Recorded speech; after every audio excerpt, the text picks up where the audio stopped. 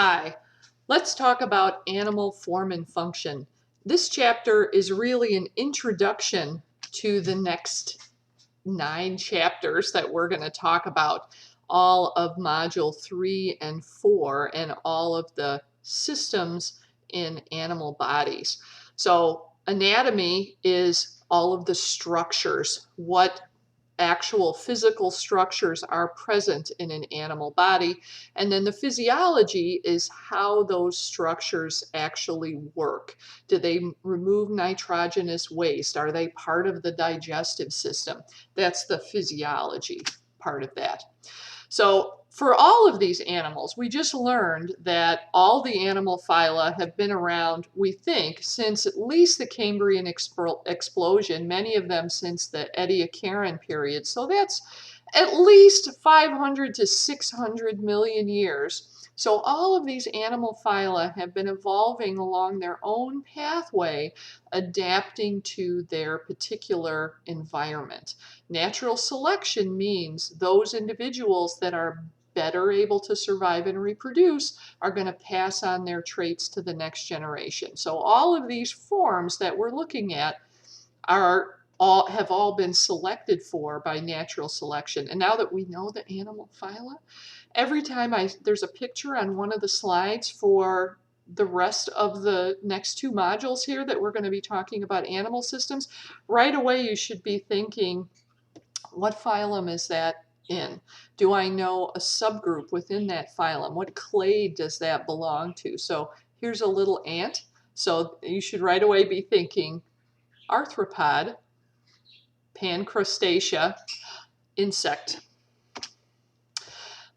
So often we see similar animal forms in things that are very distantly related. And this again comes back to convergent evolution. So the same selective pressures in very different organisms, we can end up with very similar shapes. And we see this over and over again with animals adapting to a marine or just watery environment in general. So here we have a seal and a penguin and a tuna that all have very streamlined bodies because of convergent evolution, not because this mammal and this bird and this, again, you should be thinking, okay, what group does the fish belong to? Well, it's a tuna, so that means it's osteichthyes, it's in the bony fishes, and it's a ray-finned fish.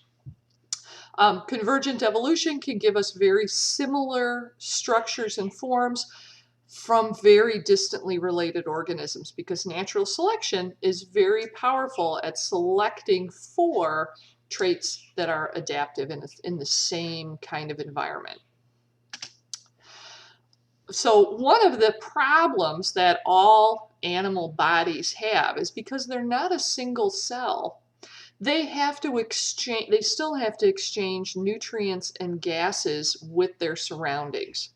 So not just the cell membranes, but multiple layers of cells are between the interior of the animal and the outside world, where the food and the gases are that need to get into the center. So surface area is very important. As an organism gets larger and larger, the volume increases by a factor of 10 greater than the surface area.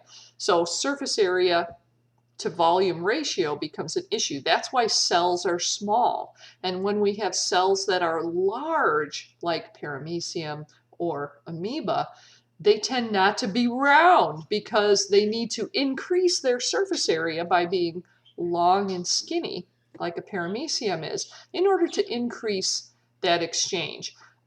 Living cells are dealing with diffusion in a liquid. Cells are filled with a watery environment. They are surrounded by a watery environment. Even if we're talking about a lizard living in the desert, all of the cells are bathed in liquid. And diffusion in a liquid is slow.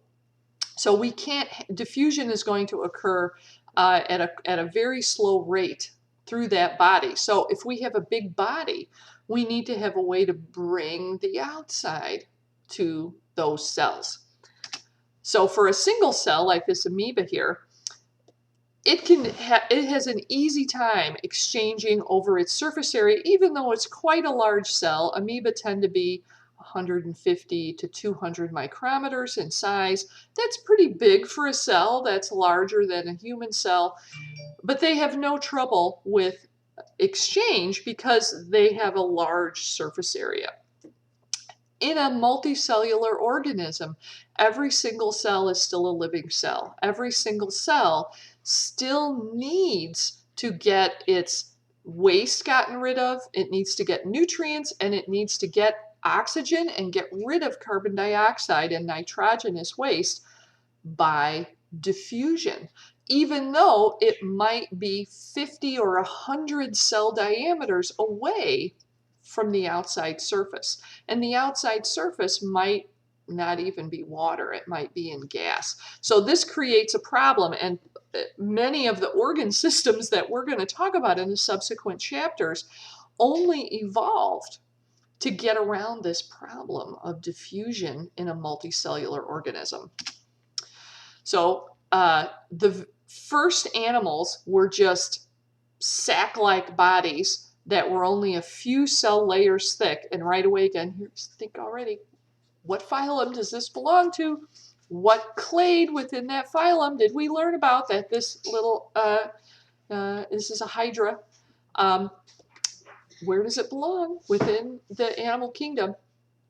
So for these very primitive animals that are only a few cell layers thick, diffusion is easy. They don't need special organ systems or transport systems to transport fluids around the body because they can just get gases by simple diffusion. Oxygen and carbon dioxide can just diffuse across the cell membranes. There's only a few cell diameters between any given cell and the ocean. So they don't have any trouble with gas exchange or with transporting nutrients. Nutrients are also transported from cell to cell, from the digestive tract to the rest of the cells, just by simple exchange from cell to cell. More complex organisms with many, many more larger masses of cells and large masses of muscles and nervous tissue and all these specialized tissues that don't have access to the outside for gas exchange, don't have access directly to the digestive tract for nutrients. All of these large, complex organisms have to have special systems for allowing every single cell to have access to gas exchange, nutrient exchange, and getting rid of waste products.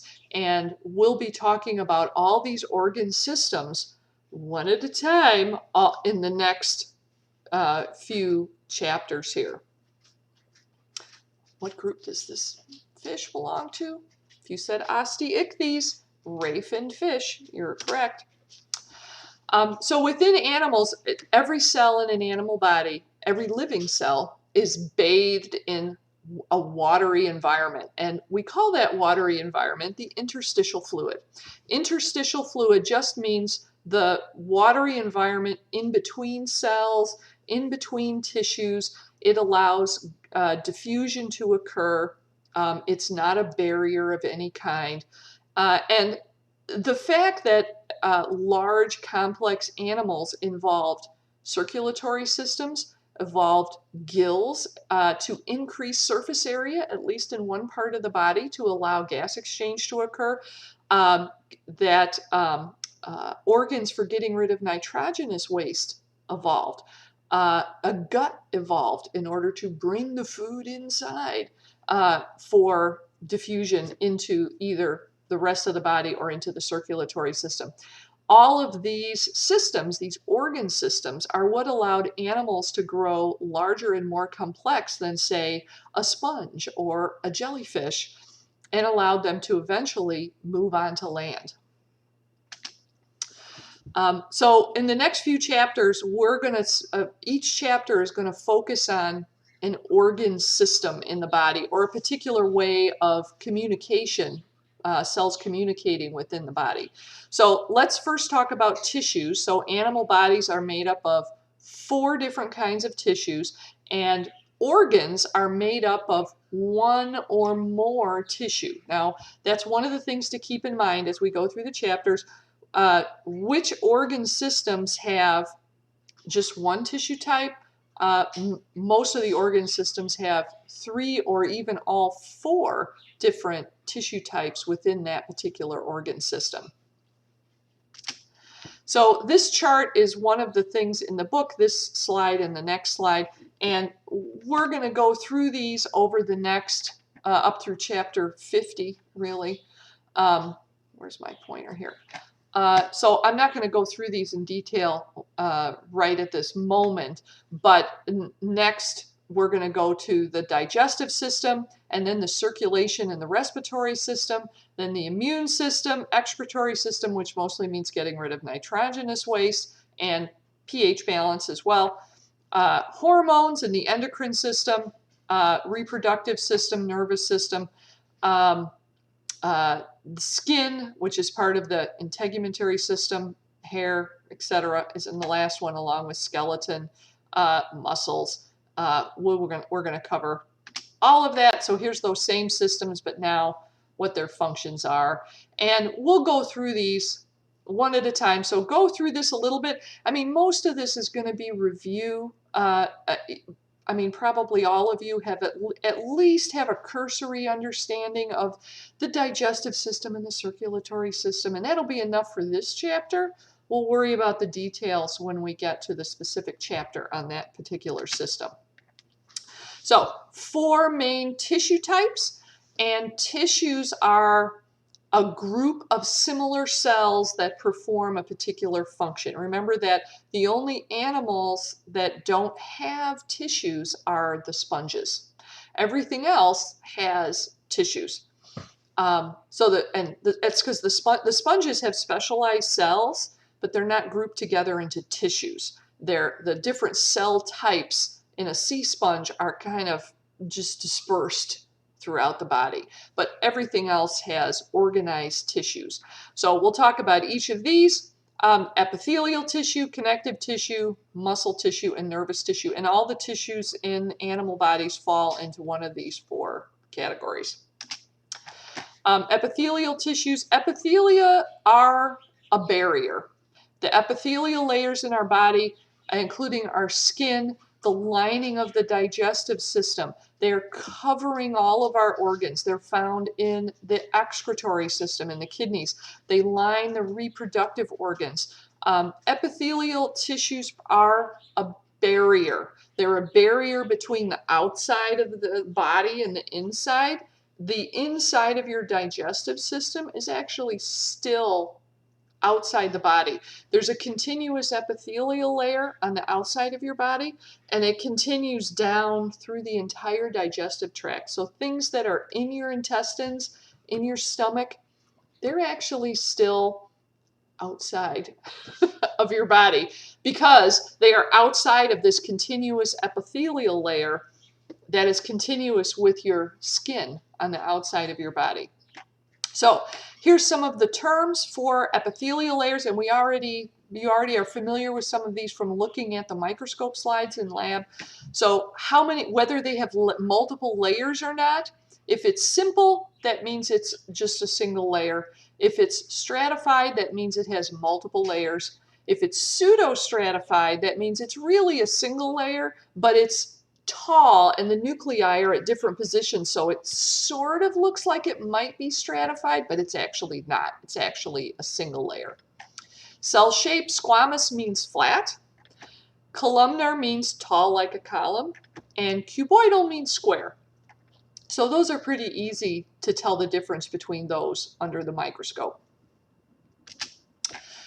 Connective tissue is really a catch-all category. So if a tissue is not an epithelial layer, a nerve, or muscle, then it's connective tissue. So connective tissue is everything that does not fit into one of the other 3 categories. So it includes a lot of things that don't really seem like each other.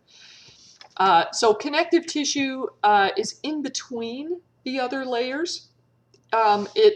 This is where you find huge amounts of extracellular matrix being secreted, especially in mammals, that kind of hold the other tissues together. So connective tissue often involves a lot of collagen because that's the #1 protein that's secreted in animal bodies as part of the extracellular matrix. Remember, because animal cells don't have cell walls. Instead, outside the cell, they have extracellular matrix, which is not a cell wall because it's not a barrier. It allows anything watery or even hydrophobic to pass through it. And that's secreted by some of the tissue in the connective tissue. Some of this connective tissue that's kind of between the other layers, underneath epithelial layers surrounding blood vessels, that kind of connective tissue contains fibroblasts. Fibroblasts are kind of a general connective tissue cell type. They're often used in tissue culture because they're very easy to grow in culture, but they secrete a lot of fibrous collagen mostly and other proteins as well that help hold our organs together and give them structure. Some parts of the immune system crawl around in the extracellular matrix like macrophages. We have 6 major types of connective tissue, and there are a few other ones too that crawl around in there. Loose connective tissue, these tend to be underneath epithelial layers, in between like the epithelial layer and an underlying muscle layer. Fibrous connective tissue is used to hold things together, and again, these are similar in terms of what proteins we find in them. It's the density of the extracellular matrix that's different. So fibrous connective tissue would include tendons and ligaments that are holding the muscles to the bones and holding bones to other bones. That would be ligaments. Ligaments hold bone to bone. Tendons hold a muscle onto a bone. Fat tissue or adipose tissue is also considered connective tissue. Blood is considered a connective tissue. Cartilage and bone are also considered connective tissues. So here's an interesting slide of frog red blood cells. You notice that there's nuclei in the red blood cells, unlike mammals. Amphibians still have nuclei in their red blood cells, which is kind of interesting. But these cells should all look kind of familiar. We looked at in the lab at slides of cells that all look very much like these. So again, connective tissue, if you can't remember if something is a connective tissue, think, is it an epithelial layer? Is it nervous tissue? Is it muscle? No? Then it's connective tissue. So here's our 6 main types of connective tissue again. And remember, there are still other ones like the cells of the immune system that are crawling around between our other, crawling around in the connective tissue. Those are also considered connective tissue. So muscle is another tissue type. Muscle is contractile, so muscle cells can shorten using actin and myosin in response to a nerve signal. Muscles require a nerve signal, except for heart muscle can actually contract on its own without having a nerve signal. This is skeletal muscle, and we saw some nice slides in lab of different kinds of muscle tissue, and you should be able to distinguish between cardiac muscle, skeletal muscle, and smooth muscle. And we'll do that. We'll do this more when we get to the specific muscle chapter. Skeletal muscle is voluntary muscle. That's what's under our own conscious control. Smooth muscle is not voluntary, so smooth muscle is in the digestive system and the reproductive organs. And then cardiac muscle is cardiac. Anytime you see that word, that means heart. Cardiac muscle under the microscope looks something like skeletal muscle, but it has those very distinctive discs interspersed through it, the intercalary discs that make it distinctive from skeletal muscle. Although it looks, cardiac muscle and skeletal muscle look more alike than they do like smooth muscle. We'll talk about nervous tissue in Module 4. This is a nice scanning electron micrograph here showing the two main types of cells we find in nervous tissue. There are the neurons, which we expect to find in nervous tissue, and these big green blobs here, these are the cell bodies of the neurons in this particular scanning electron micrograph. The neurons, the cell bodies of the neurons are gigantic compared to the support cells. The glial cells, of which there are several different types, and we will learn all the different types of glial cells and what they do, they're very tiny. And so you see these little yellow cell bodies here periodically, these little tiny things.